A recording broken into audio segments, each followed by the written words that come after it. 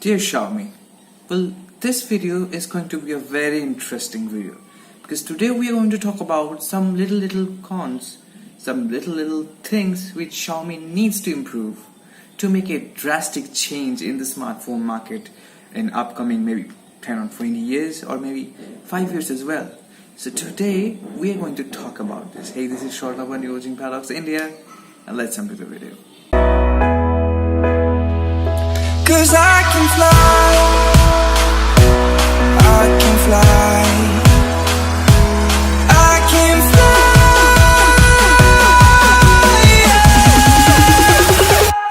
I can fly.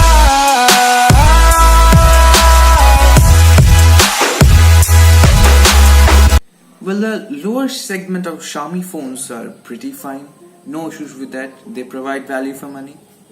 5A, like an example, 4A, then Y1, yes, it's also, these are the great phones in this budget segment. But when we jump into or in between 9,000 to 11,000, you will find two phones.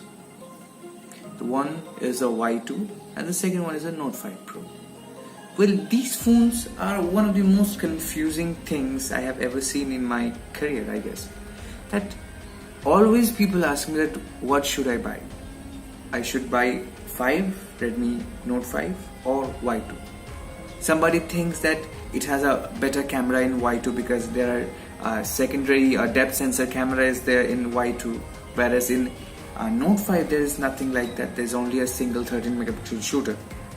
So should we go for Y2 for better camera experience, or should we go for Note 5 Pro for more stability and more battery backup? Well, let me understand you something, that there are various things we need to talk about when it comes to a smartphone. Well, camera is a part of a smartphone.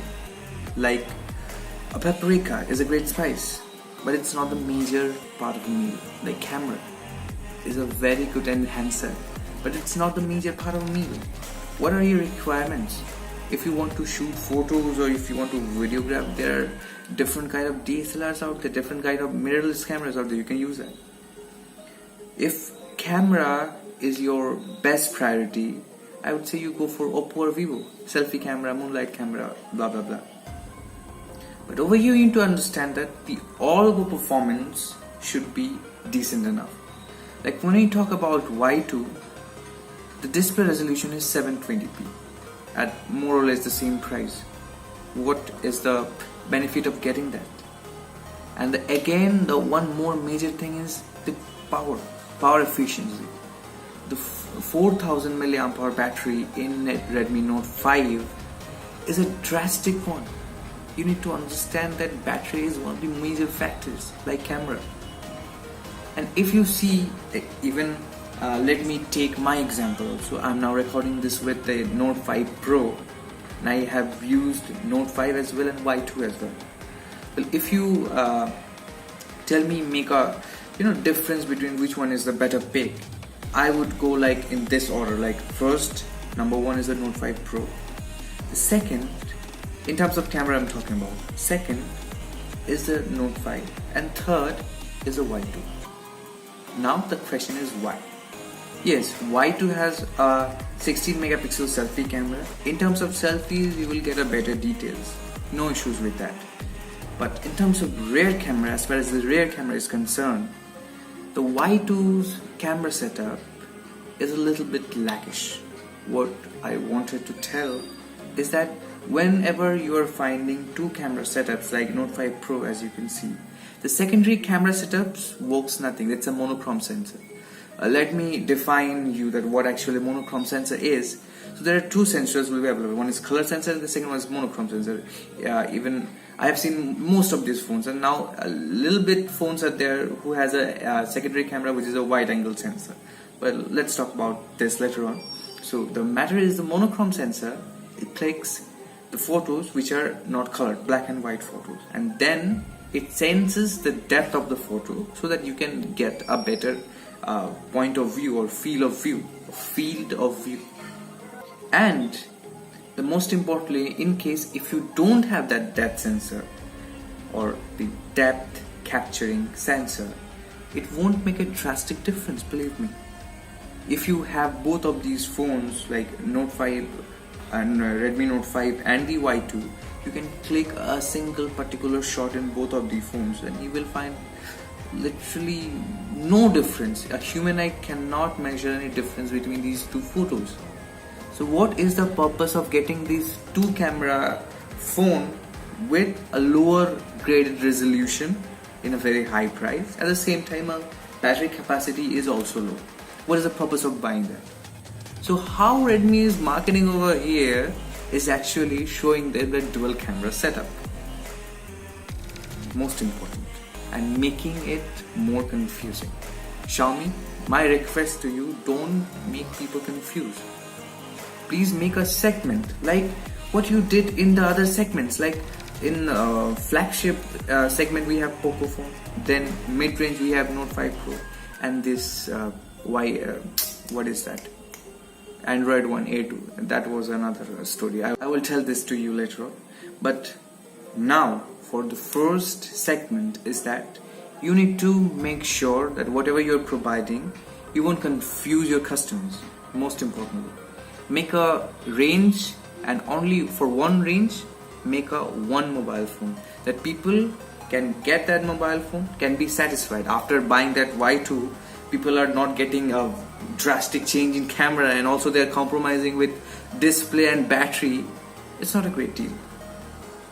Now let's talk about my phone, Note 5 Pro. Well, it has a 636 SoC, as you know, Snapdragon 1.8 GHz clocked, and with octa-core processor, which is based on a 40 nanometer technology, which absolutely supports 4K recording. And over here in Redmi Note 5, not Pro, only 5, it has 625, which is also supports 4K. And over there you can see 4K, but in Note 5 Pro, no. You will never be provided a 4K. I almost updated 3 times, 4 times, maybe 5 times I have upgraded my MIUI, and still I'm not getting that 4K recording in my phone. And I'm using a third-party camera, what is open camera, whatever. So I'm using that camera for recording 4K. I mean, are you serious? Lower graded phone with lower processor, lower SoCs as having 4K, and you're not giving it in one of the most best-selling buys in India. Don't do this craziness, please. Indian market is very diverse, my dear. And now let's talk about a little detail about the A1 drastic phone and drastic specifications as well. No issues with the 660 processor, with the camera build-up, setup. One of the outstanding cameras you can say in this budget segment. With Android One will give you the fast updates of Android, maybe Pie or after that, whatever that is.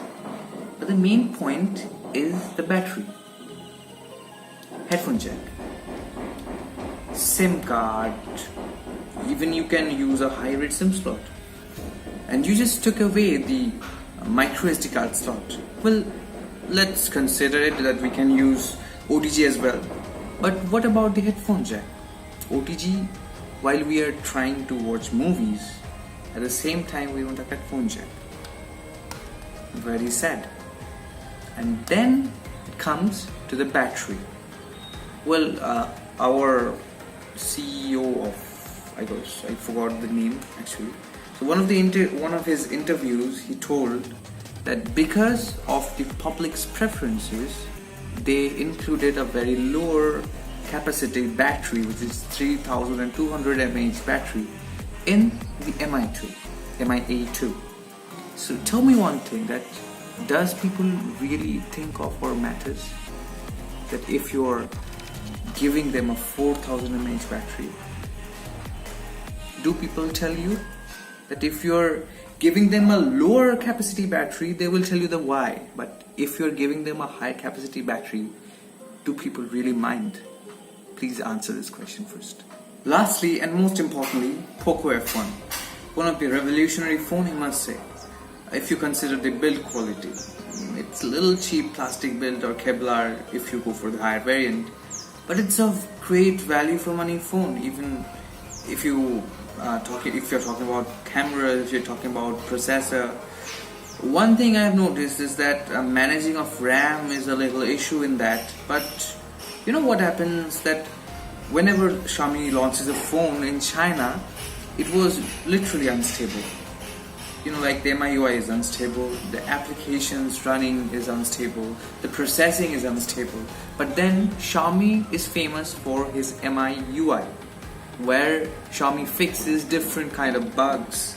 And even I have shared with you that story also, that from a 4G ready phone to a VoLTE phone by how much, 1 GB or 1.5 gigabyte of upgrade. These are the special features of Xiaomi, I must say. So for now, this time being, I'm not taking this RAM management issue as a big issue at all, because I know that Xiaomi will fix it up after some upgrades. But what I don't like is the IR blaster. Why is that IR blaster is missing in Xiaomi phones, in Poco? See, IR blaster is something which maybe most of the people don't use, but personally, if you ask my opinion, I use IR blaster in a regular basis. For my TVs and different kind of gadgets, I use IR blaster. It's pretty handy and useful as well. And Xiaomi, this is your key factors. Like no other phones rather than Leico, and most probably Leico is also not coming in India or gone somewhere, I don't know. Xiaomi is you are the only one who provides this IR blaster. Please don't drop this in your future phones, because it is one of the things which grabs customers like me, and I am loyal to you because of one of this IR blaster. Yes, you provide good display, camera, whatever, but what is unique in you? What makes you special, this IR blaster? So please consider these things in mind. And I hope that whatever you're doing is fine, phenomenal, flawless. No other company is doing so far at all. But these are the things that if you are listening to me and if you think that my words are relevant, please do it right now. It will change your world of seeing smartphones drastically, believe me. Thank you so much.